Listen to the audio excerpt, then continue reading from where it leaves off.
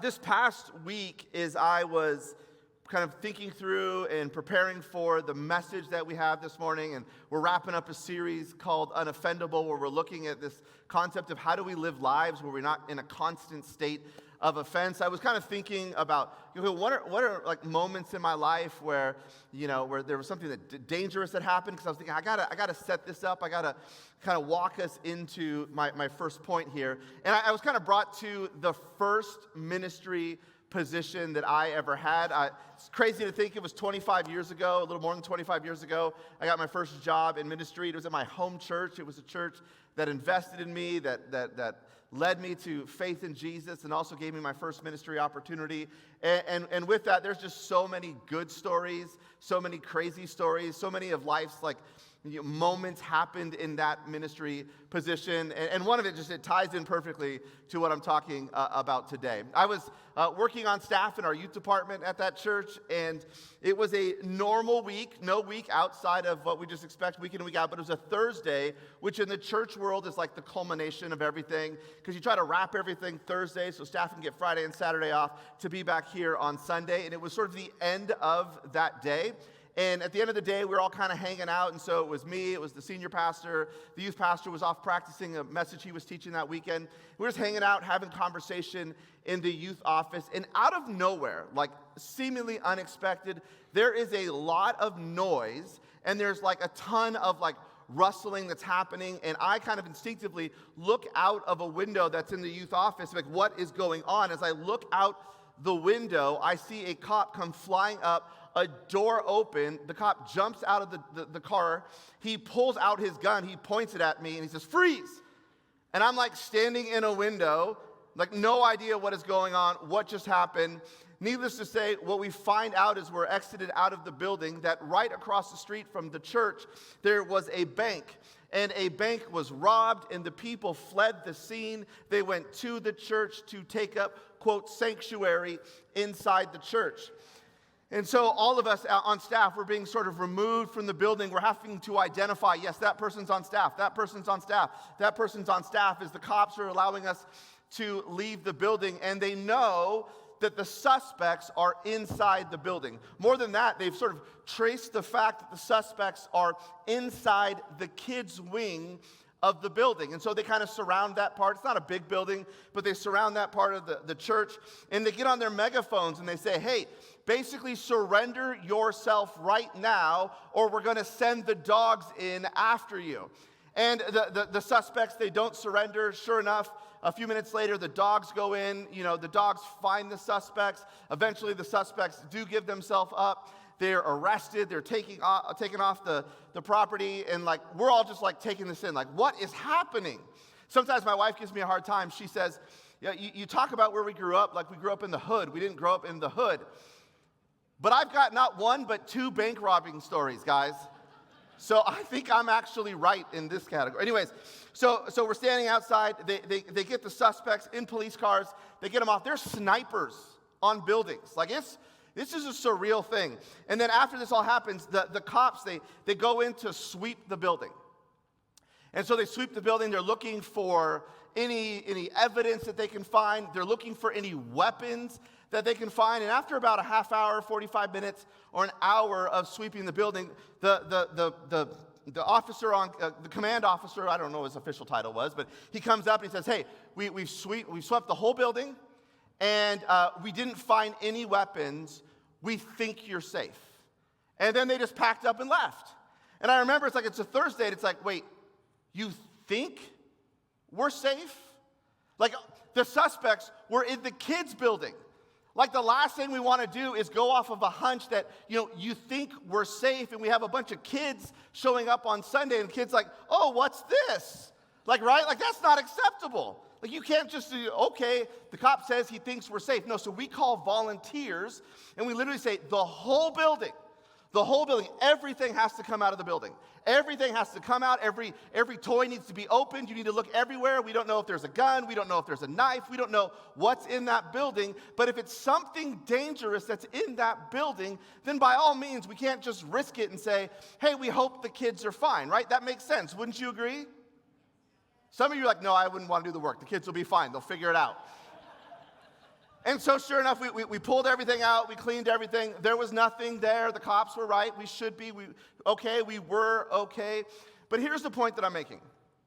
I think all of us would agree that when something dangerous is present in your life, then you're going to do whatever it is that you need to do to get that danger out of your life. And we see this, I think, when it's like, this is obviously an extreme situation, but when we're like aware of danger that is in our lives, in our vicinity, affecting us, we're going to do what we can to eradicate it. Here's what's interesting to me. That's true of so many areas of life, but it's not true when it comes to being offended. Most of us can recognize, okay, to walk around life offended is not the best of things, but we don't take it for the seriousness of what it actually is. We're like, it's fine. I'll just get used to it, or it's just become a normal part of my life. And so instead of getting rid of the danger, we just accept it.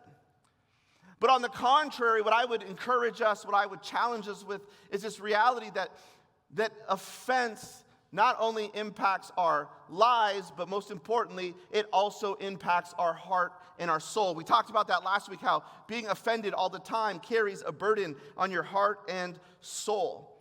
And the writer of Proverbs tells us a lot about how we should guard or protect one's heart. This is what the writer says in Proverbs chapter 4, verse 23. He says, "Guard your heart above all else, for it determines the course of your life." You see, the biblical writers, they believe that all of life flowed out of the heart. And so what flowed into a person's life directly was tied to the output of their life.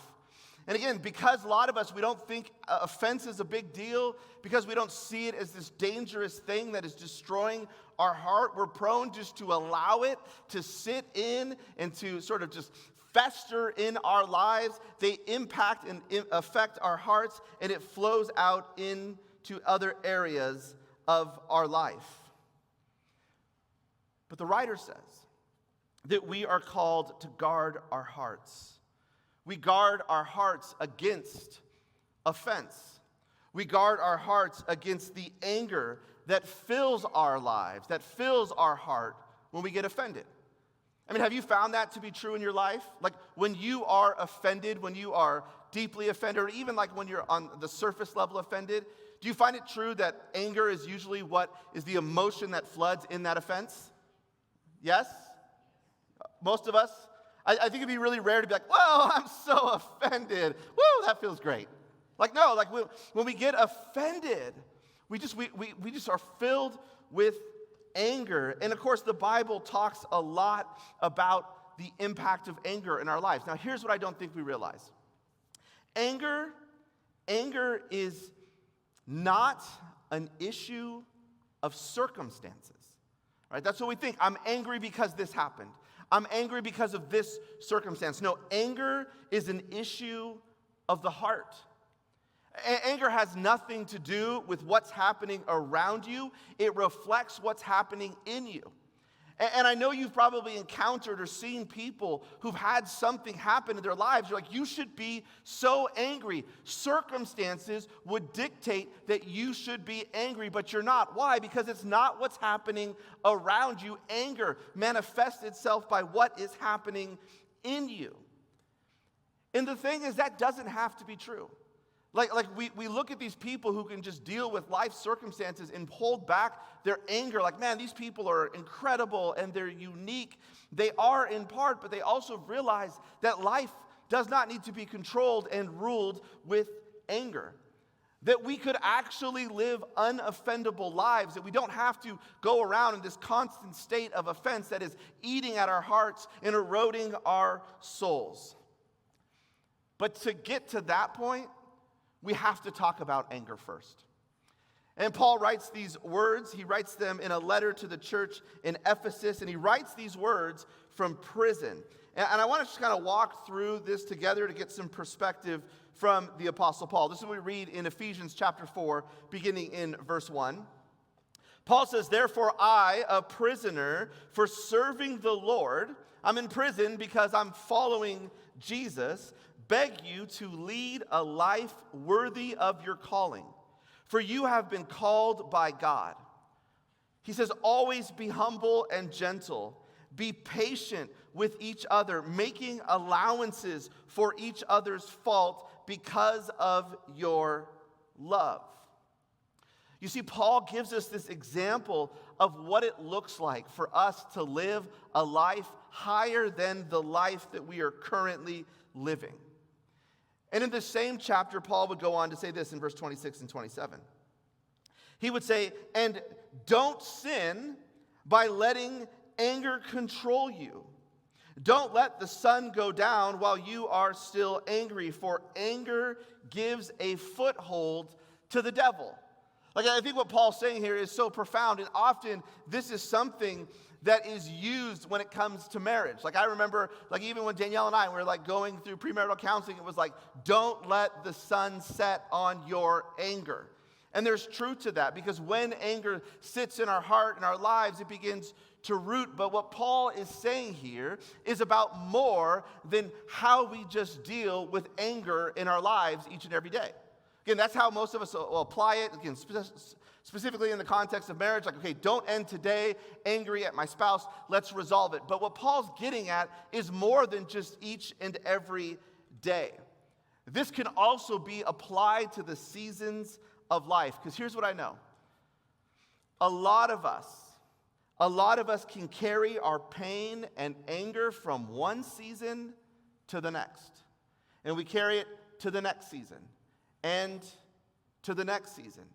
And we carry our pain and anger for so long that it even begins to, like, we get to the point where, like, I don't even fully remember what it is that I was angry with to begin with.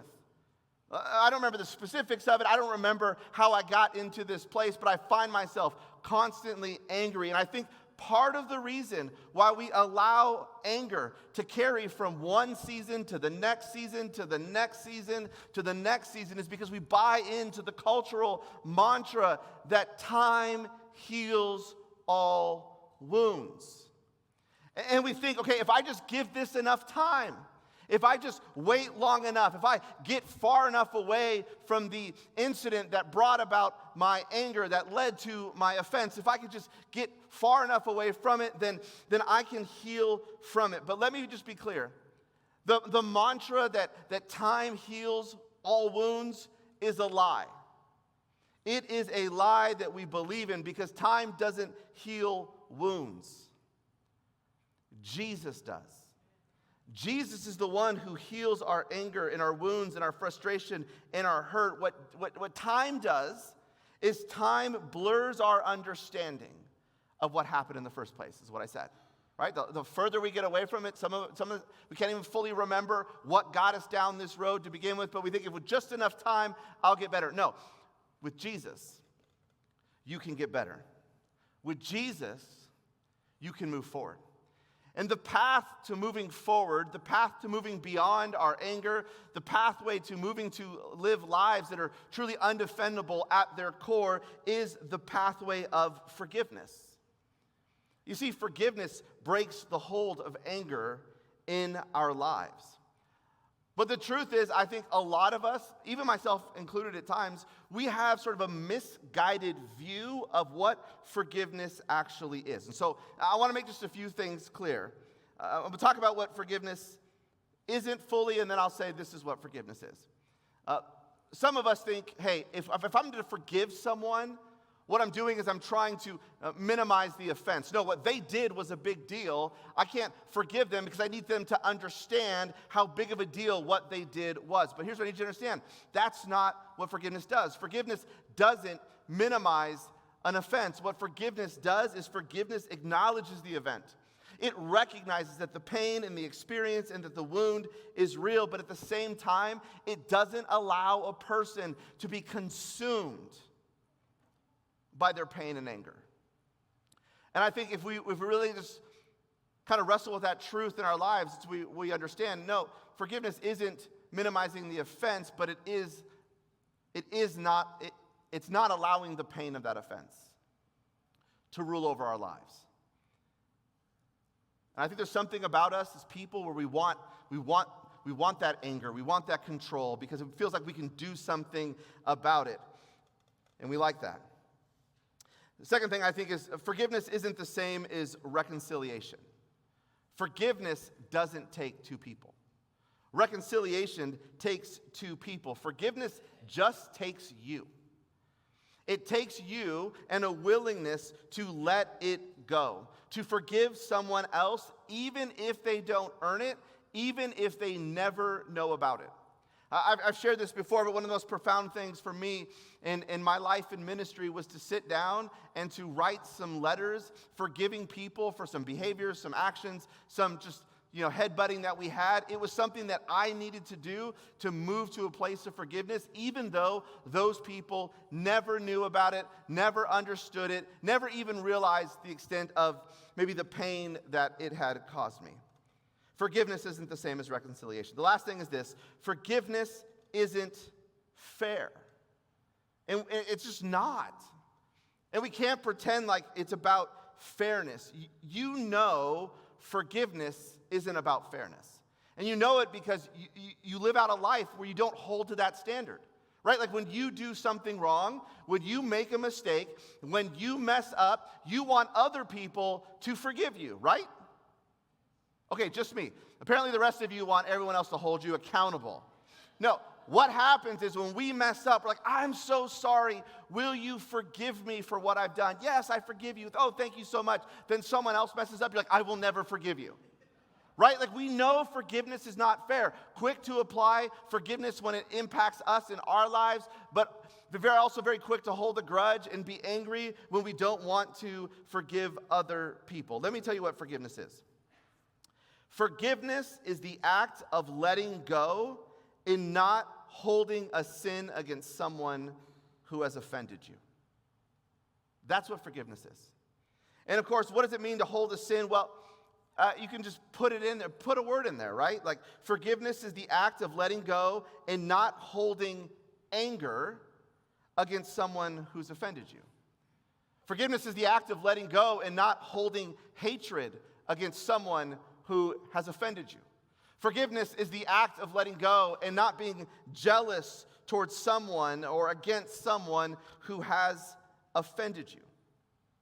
We need to move to a place as people, if we want to live these unoffendable lives, that we need to be people who are quick to forgive other people rather than holding some sin against someone else who has offended us. Now, whenever you start talking about forgiveness, we innately ask ourselves a question. It's almost the exact same question that people in the Bible ask. It's like, okay, I understand that God wants us to be people who forgive other people, but how much? Right? Like how much do I forgive? Is there an extent, a limit to my forgiveness? Is there a minimum expected standard of forgiveness that I'm called to apply to other people in their lives? What's the maximum? What's the lid? What's the ceiling? What is forgiveness look like? And the disciples of Jesus asked Jesus this exact same question. Matter of fact, we find Peter asking it in Matthew 18, beginning in verse 21. Then Peter came to Jesus and asked, Lord, how often should I forgive someone who sins against me? 7 times? And the number there, it's like Peter's just not pulling a number out. In the Bible, 7 is the number of completion. What Peter's getting at is he's saying, look, am I required to forgive someone 7 times? And then my forgiveness is completed? Is that what I need to do? He really wants to know, okay, what's expected of me? And then Jesus, after 7 times, if someone offends me the 8th time, I've already forgiven them 7 times. Now am I good to be mad at this person for the rest of my life? Is that okay? Is this what forgiveness requires of me? And as the story continues, Jesus, he would respond, he would say this in verse 22, no, not 7 times, Jesus replied, but 77 times. And we get into numbers, and there's some cool things with these numbers. Let me just say this. This is what I think Jesus is getting at. He's saying, Peter, forgiveness is a lot more than you think it is. I mean, the heart of Peter's question is, Lord, what's the minimum? What's the expectation here? What do I need to do? And then I'm off the hook. And what Jesus says is, look, when it comes to forgiveness, there is no minimum. When it comes to forgiveness, there is no maximum. It just doesn't work that way. And then what Jesus does, what he so often does, is he tells a story. And I think part of the reason why Jesus tells stories is because we relate to stories. We connect to stories. The disciples were much the same way. And so Jesus begins to tell this story in verse 23. He says, Therefore, the kingdom of heaven can be compared to a king who decided to bring his accounts up to date with servants who had borrowed money from him. In the process, one of the debtors was brought in who owed him millions of dollars. Now, really what this translates to is like, we're talking hundreds of millions of dollars. Like $1 million is a lot, but hundreds of millions of dollars. Like that is a lot of money. The story continues, verse 25, he couldn't pay. I mean, that's just a ton of money. He couldn't pay, so his master ordered that he be sold along with his wife, his children, and everything that he owed to pay the debt. But the man fell down before his master and begged him, Please be patient with me, and I will pay it all. Then the master was filled with pity for him, and he released him and forgave his debt. The master canceled his debt. The servant was set free. There's no payment plan that's put in place. There's no elimination of accrued interest. His debt was completely wiped away. And then if you know the story, you kind of know where it goes. But if you don't, you might be thinking, well, what does he do with his freedom? Like, this is huge. Like, imagine. Don't just make this a biblical story. Imagine it's your story. You owe someone millions of dollars. Like, let's just say you owe someone the balance of your home. And if the bank came to you and said, hey, you don't have to pay anything anymore. The house is completely yours. Like, the gratitude, the thankfulness, like you'd be so overwhelmed, like, oh my gosh, like this is amazing. I can't believe I don't owe this debt anymore. What do I then do? As the story continues, we're told what this man does. Verse 28. But when the man left the king, he went to a fellow servant who owed him a few $1,000s. Now, no doubt this is still a lot of money. But in perspective to the amount that this guy has just been forgiven of, it's like it would seem like it would make a lot of sense for him to look past the debt of his servant. But it's just not something he could do. The second half of verse 28, he grabbed his servant by the throat and demanded instant payment. His fellow servant fell down before him and begged him for just a little bit more time. Be patient with me, and I'll pay back all of it, he pleaded. But his creditor wouldn't wait. He had the man arrested and put in prison until the debt could be paid in full. When some of the other servants saw this, they were very upset. And they went to the king and told him everything that had happened. So the king called the man that he had forgiven and said, You evil servant, I forgave you that tremendous debt because you pleaded with me. Shouldn't you have mercy on your fellow servant just as I had mercy on you? Then the angry king sent the man to prison to be tortured until he had his entire debt paid. In verse 35, that's what my heavenly Father will do to you if you refuse to forgive your brothers and sisters from your heart. You see, each and every one of us, because of what Jesus has done, have been forgiven for everything that we've done. And when we approach Jesus in repentance, there's also this promise that we will be forgiven for everything we will do in our future. The magnitude of Jesus' forgiveness of us in our lives, which is everything, like everything that we've done in our past, and everything that we'll do in our future if we surrender it to Him, like the magnitude of that, of Jesus' forgiveness, pales, or is way more than the things that we hold on to and refuse to forgive other people of. Again, not to minimize some of the things that have happened to us in our lives. But we can hold this tension of, Jesus, thank you so much for all that you've forgiven me of, for all of the mistakes I've made. Thank you so much for giving your life to create a way for me to come back to the Father. We appreciate that. We value that. We take hold of it. But then we look at someone else in our life who's offended us, and we're like, no, you will not get my forgiveness. You don't deserve my forgiveness. Now, when someone has wronged you, and I need you to hear this, when someone has wronged you, it is significant. I'm not trying to just pass it off. It's not a big deal. No, some of us have been wronged in very significant ways. And I know forgiveness can seem impossible. And let me tell you, it is. In your strength, forgiveness is impossible.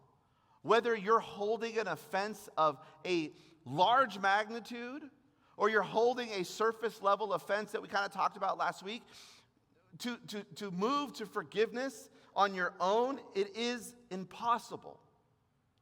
But with God, all things are possible. And so even the worst that has happened to you, forgiveness is possible.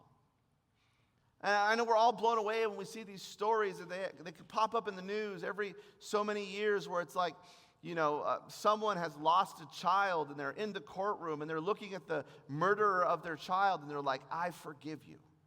And we see that and we're like, how do you do that? How does that person move to forgiveness? Well, they don't. God moves them to a place of forgiveness. We can't forgive other people. Only with God's power can we seek and move towards forgiveness of other people. Now, there are some things that we can do. God does the work. God moves our heart, but there are things that we can do to posture and prepare ourselves to be in a place of forgiveness. And it begins with the reality that we have to name, we have to identify the source of our pain. We have to identify the person that we are angry with. We have to be able to call it out, and there's something powerful about naming what it is that you're holding on to. Naming the offense and the person behind it that you can't let go of. Matter of fact, that's why you have a little just 3x5 card on your seat this morning, a little index card. That card is for you. That pen is for you. And here's what I want you to do. Right now, I want you to take out that piece of paper, and I want you to write the name of someone in your life that you are angry with. I want you to write down the name of someone in your life who has offended you. And let me just say this. This is just for you, right? You're not going to have to turn in this card. We're not going to ask you to read it out in front of everybody. And you might be thinking, if it's just for me, then why do I need to write it? Again, there's power in declaring. And so I want you to take a second and just write down a name. Who it is, the person that you're offended at or offended by, the person that you are angry with. And I also want to talk to you about some things that you can do. Because I think there's one thing to say, okay, this is the person, and then we know the person, we know the reason why we are angry, we know the reason why we're offended. Okay, God, you're the only person that can bring me to forgiveness, but what can I do to posture myself, to prepare my heart, to be able to receive and to extend that forgiveness to other people when it comes to this person, this name? And really there's three things that I think that we can do. And the first thing is this, that we can pray for the person. We can pray for them. Whoever it is on your card, we have an opportunity as we seek to be people who give forgiveness to other people, who offer forgiveness to other people. We can pray for those people. We read this in Matthew chapter 5, beginning in verse 43. You have heard the law that says, love your neighbor and hate your enemy. But I say, love your enemy. Love your enemies and pray for those who persecute you. Guys, here's what I know. You can't stay angry at someone that you're praying for. And it's the truth. If you ever tried it, like if you ever, like there's someone that I'm angry at, there's someone I'm frustrated with, and you're praying for them. And let me be clear. When I say pray for them, I mean pray good things for them. Not like, Lord, I pray that you would rain down your fire over their household, that you would cause them to get fired from their job, that you would destroy their... No. I'm talking, when we think about these people, that we would pray good things for them. If you've ever tried to pray good things for people that you're angry with, you know that you can't stay angry at that person. We know in our lives because we've seen it play out, and part of the reason is that when we pray, God either changes the situation or he changes our hearts. And so we just look at it and say, God, I'm going to pray for these people. I'm going to pray that you would show up in profound ways, that you would do a powerful work in their life. The second thing that we can do is we can just bless them. Like we could just use our words to speak life over these people. Like prayer is our communication with God, but this is like, what would it look like for us to talk good about other people in front of other people? So like, let's just say like it's just Fred that you're upset with. And not in front of Fred, but other people, you're like, man, I just long to see the way that God is going to work in Fred's life. I just, the way that Fred just carries himself, I maybe don't agree with all of it, but God, like there's just like this beautiful parts of who Fred is. And I just ask that you would just bless Fred. I wish his life would just grow in abundance of love and faith and graciousness that can only come from you. We read this in Luke chapter 6, verse 27 and 28. But to you who are willing to listen, I say, love your enemies, very similar to what we just read.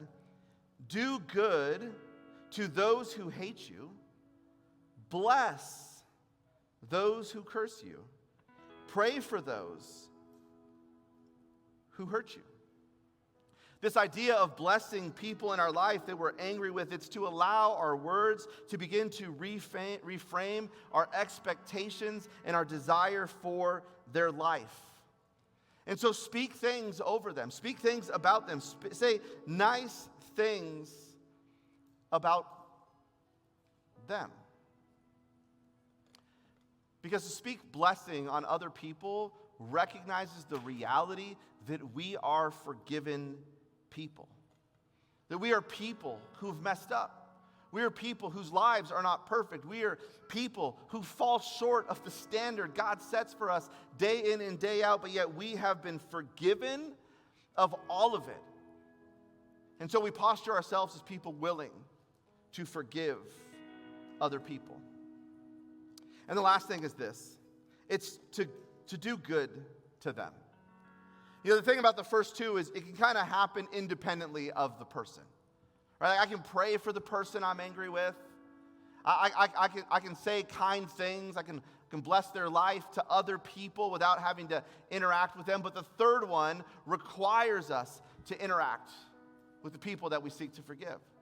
And I feel like I should make this disclaimer. At times, it is not safe to ever interact with that person again.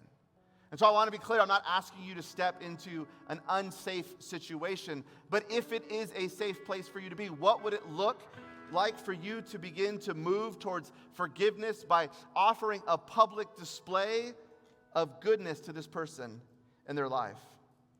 The Apostle Paul writes these words in the church, letter that he wrote to the church in Rome. He says, never pay back evil with more evil. That's what the world does.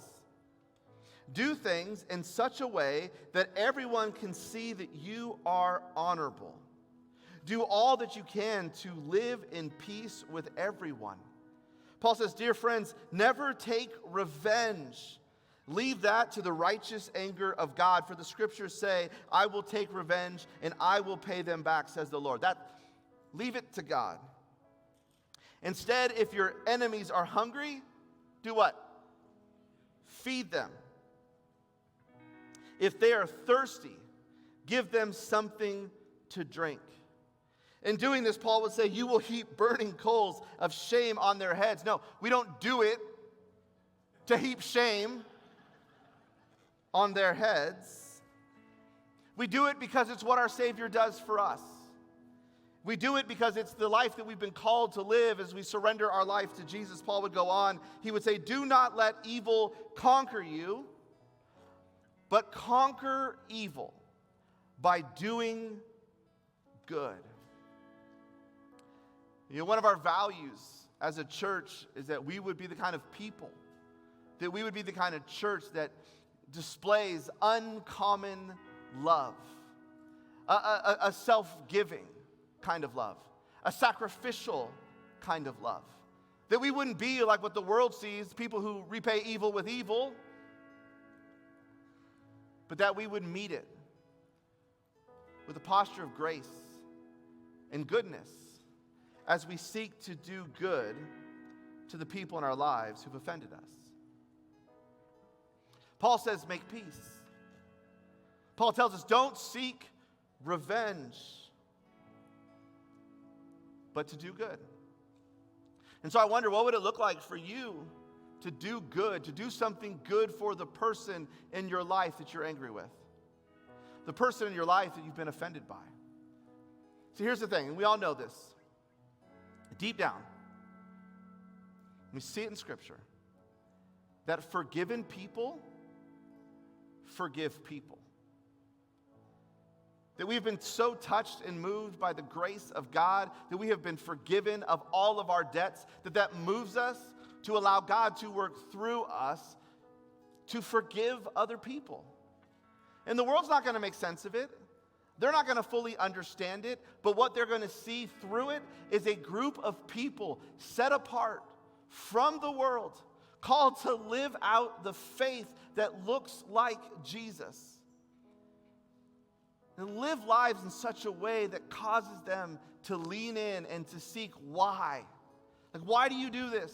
Why do you forgive me? Why aren't you so offended by all these things? No, I'm not offended because I recognize that this life is not the fullness of my life. That because of my Savior Jesus, I've been promised life eternal. And so I'm going to approach this life for however long God puts me on this planet entirely different, because I am working towards a different future, an eternity that has been promised to me by my Savior. And so we have to begin to take steps. And so I ask you on the front of the card, I ask you to write down the name of the person that you're angry with. I ask you to write down the name of the person that you've been offended by. And now here's what I want you to do. I want you to flip that card over. And on the back side of that card, I want you to write down what step that you're going to take beginning today to move yourself closer to be able to forgive that person as God works in you, as God shapes and prepares your heart to reflect Him in the lives of other people. And so what is that? Are you going to commit to pray for that person? Write that down. I'm going to pray for them. Are you going to commit to bless them? If that's it, write it down. Are you going to commit to do good for them, to do something for that person? Whatever it is, I'm going to ask you to write that down. Matter of fact, we're going to give you the next few moments. And over the next few moments, we're going to sing a song over you. But this space is for you to pause and to reflect and to seek God and ask God, what do you want me to do as I move forward in relationship to this person and the anger and offense that I hold in my life?